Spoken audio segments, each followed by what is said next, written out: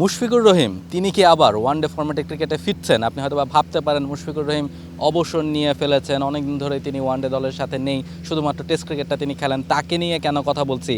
রাফি আছেন আমাদের সঙ্গে। রাফি, আসলে ভুল কিছু বললাম কি? কারণ ক্যাপ্টেন মেহেদী হাসান মিরাজ তিনি যেভাবে প্রেস কনফারেন্সে আজকে একটা নতুন ইনফরমেশন দিলেন, মুশফিকুর রহিমকে তিনি যখন ক্যাপ্টেন্সির দায়িত্বটা পেয়েছেন, যেহেতু মিডল অর্ডারে বাংলাদেশ দলে একটা ক্রাইসিস আছে এবং এখন পর্যন্ত কিন্তু সেই ক্রাইসিসটা আছে। আফিফ হোসেন ধ্রুবকে পাকিস্তানের বিপক্ষে সিরিজে ট্রাই করা হয়েছিল, তিনি 3 ম্যাচের কোনো ম্যাচেই বড় ইনিংস খেলতে পারেননি।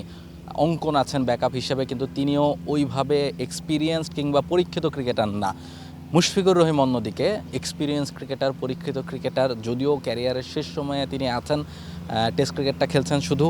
ফলে ওয়ানডে ফরম্যাটে 27 বিশ্বকাপ পরিকল্পনা করে ক্যাপ্টেন মেহেদী হাসান মিরাজ, এবং তিনি যেহেতু এখন 27 পর্যন্ত ক্যাপ্টেন, ফলে তিনি একটা প্ল্যান করেছিলেন বা টিম ম্যানেজমেন্ট বা মুশফিকের সাথে কথা বলেছিলেন মুশফিককে আবার ওয়ানডে ফরম্যাটে ক্রিকেটে ফেরানো যায় কিনা। প্রথমত বলেন যে আইডিয়াটা ঠিক কেমন মনে হলো, বা এইটা কি আসলেও সম্ভব কিনা এই সময়ে এসে? মিরাজ যখন মুশফিকের নামটা বলেছেন তখন আমি উইকিপিডিয়াতে মুশফিকুর রহিমের বয়সটা দেখছিলাম 38 বছর 349 দিন, অর্থাৎ জন্মদিনের খুব কাছাকাছি তিনি আছেন, 39তম জন্মদিনের কাছাকাছি আছেন। তবে মুশফিকুর রহিম যেই স্ট্যামিনা মাঠে দেখান, যেই ধরনের ফিটনেস তিনি ক্যারি করছেন, যে ধরনের ওয়ার্কআউট প্ল্যান তার আছে, তাতে দেখে তাকে কিন্তু আসলে 39 বছরের প্লেয়ার মনে হয় না। টেস্ট ক্রিকেট আমি সবাই জানি অনেক পরিশ্রমের একটা ফরম্যাট, সেই জায়গায় তিনি যেভাবে ফ্ল্যামবয়েন্টলি খেলে চলেছেন বছর পর বছর ধরে, it's been more then 20 years, এবং 100তম টেস্টটাও তিনি কিছুদিন আগে এখানে খেলেছেন। সেই জায়গায় এইটা বলার অপেক্ষা রাখে না যে মুশফিকের ফিটনেস নিয়ে আসলে প্রশ্নটা নেই, স্ট্যামিনা নিয়ে প্রশ্নটা নেই। এখন প্রশ্নটা হচ্ছে যে মুশফিকের ওডিআই ট্র্যাক রেকর্ড, 9টা সেঞ্চুরি তার নামের পাশে আছে, 49টা হাফ সেঞ্চুরি আছে, 7,000-এর উপরে রান আছে। সবশেষ চ্যাম্পিয়ন্স ট্রফিতে এই নিউজিল্যান্ডের বিপক্ষেই তিনি খেলে তারপর রিটায়ারমেন্টে গিয়েছিলেন।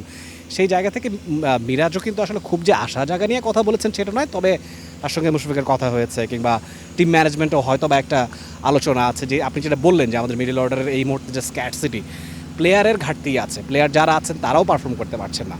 একটা সময় আমাদের টপ অর্ডারে এই দুর্বলতার জায়গাটা ছিল। টপ অর্ডারে আমরা দেখেছি তামিম ইকবালের সঙ্গে কে হবেন, আমি নিজেও হয়তো সঠিক নাম্বার বলতে পারবো না ঠিক কতজন ওপেনার তামিম ইকবালের সঙ্গে ওপেন করেছেন।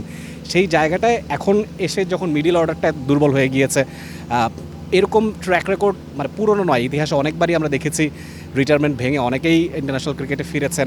সেটা ফিরবেন কিনা সেই বলটা এখন মুশফিকুর রহিমের কোর্টেই আছে।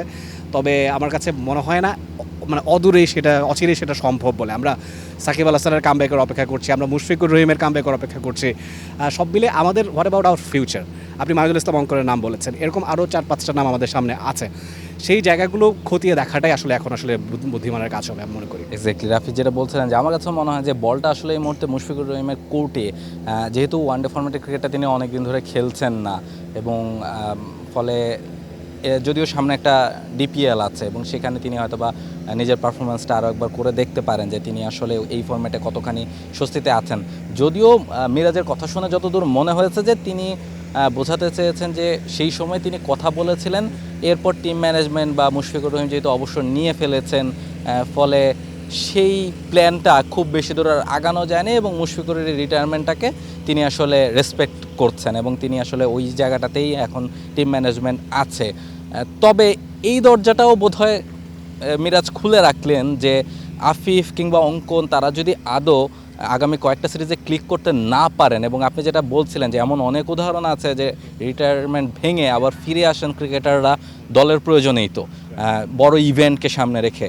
ফলে বাংলাদেশের সামনেও বড় ইভেন্ট আছে 27 ওয়ার্ল্ড কাপ। ফলে সেই ইভেন্টকে সামনে রেখে আবার যদি মুশফিকুর রহিমকে প্রয়োজন হয়, হয়তো বা ক্যাপ্টেন বা টিম ম্যানেজমেন্ট মুশফিককে তার রিটায়ারমেন্ট থেকে ফিরে আসার জন্য রিকোয়েস্ট করতে কোনো রকম কার্পণ্য বোধ হয়তো বা করবে না। তবে আপনি যেটা বলছিলেন যে সেটা সহসাই হচ্ছে না, আপাতত হয়তো বা ইয়াং ক্রিকেটারদের দিকেই নজরটা থাকবে। একটা আলোচনার বিষয় কি, দেখুন আমাদের যে ঘরোয়া লিগগুলো আছে, ডিপিএল স্পেশালি যদি বলি 50 ওভার ফরম্যাট বিবেচনায়, সেটা খুব একটা ওয়ার্ল্ড ক্লাস না। এই জায়গাটায় আমরা যে একটা প্লেয়ারকে বাজিয়ে দেখবো, আপনি লেটসে কথার কথা মাহিদুল ইসলাম অঙ্কনের কথা আপনি বলছেন, জাকির আলী অনেকের কথা অনেকে বলে থাকেন, বা আফিফ হোসেন ধ্রুবর কথা বলে থাকেন, ইন্টারন্যাশনাল অ্যারেনা ছাড়া আপনি বাজিয়ে দেখতে পারবেন না। আমাদের এক্সপেরিমেন্টের জায়গাটাই ইন্টারন্যাশনাল অ্যারেনা। যদি আমাদের ঘরোয়া ক্রিকেটটা আরেকটু ডেভেলপড হতো, আরেকটু কম্পিটিটিভ হতো, সেক্ষেত্রে কিন্তু মুশফিকুর রহিমকে ফর দ্য টাইম বিং আমরা নিলাম, 27 বিশ্বকাপ বিবেচনা করে তাকে নিলাম।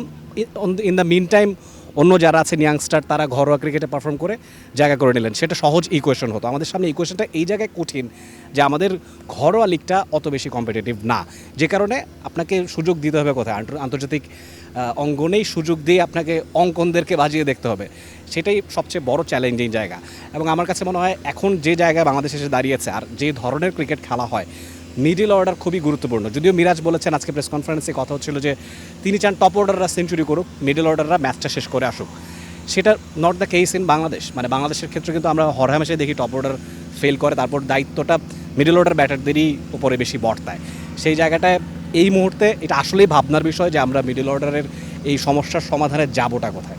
এক্স্যাক্টলি, এবং ওয়ানডে ফরম্যাটের ক্রিকেটের একটা মিডল অর্ডারেই আসলে সবচেয়ে বড় জায়গাটা। আমরা একটা সময় যে বাংলাদেশ ওয়ানডে ফরম্যাটে বেশ ভালো ক্রিকেট খেলতো, সেটার কারণে ছিল মিডল অর্ডার, কারণ সেই সময় মুশফিক, রিয়াজ, সাকিবের মতো ক্রিকেটাররা মিডল অর্ডারটাকে হোল্ড করতেন। ফলে ওই মিডল ওভার্সগুলোতে বাংলাদেশের স্ট্রং হোল্ড থাকতো অপোনেন্টের সাথে। ফলে সেই জায়গাটাতে একটা ঘাটতি এই মুহূর্তে বাংলাদেশের রয়েছে। ফলে সেই ঘাটতি পূরণে মুশফিকুর রহিম যদি ওয়ানডে ফরম্যাটে ফিরেন, সেটা আসলে এক ধরনের নাটকীয়তাই হবে রাফি। এবং সেই প্রত্যাশা ঠিক করব কিনা জানি না, তবে আমরা প্রত্যাশা করব মিডল অর্ডারে যারা সুযোগ পাচ্ছেন তারা এই নিউজিল্যান্ড সিরিজ থেকেই সুযোগটাকে কাজে লাগাবেন, যেন রিটায়ারমেন্ট ভেঙে হয়তোবা মুশফিককে ফেরার প্রয়োজন না হয় কিংবা তাকে আবার ফিরে আসতে না হয়। যারা সুযোগ পাচ্ছেন সুযোগটা যদি তারা কাজে লাগান, ইয়াং ক্রিকেটাররা যদি কাজে লাগান, তাহলে লং টার্মেও সেই প্লেয়ারকে নিয়ে আসলে পরিকল্পনা করা যাবে। যেহেতু আফিফ অঙ্কনরা যদি এখনও পারফর্ম করেন, তাদের সামনে আরও একটা লম্বা ক্যারিয়ার পড়ে আছে, সেই চেষ্টাটাই হয়তোবা করবেন বা টিম ম্যানেজমেন্টও হয়তোবা সেটাই চাইবে। মিরপুর থেকে আমি রাহুল রায় ছিলাম আপনাদের সঙ্গে, এবং আমার সঙ্গে ছিলেন Rifat Tanvir Rafi. For more updates, subscribe to our YouTube channel and click on the bell icon. Follow us on Facebook and Instagram. Download T-Sports app to enjoy exciting games and highlights. Visit tsports.com.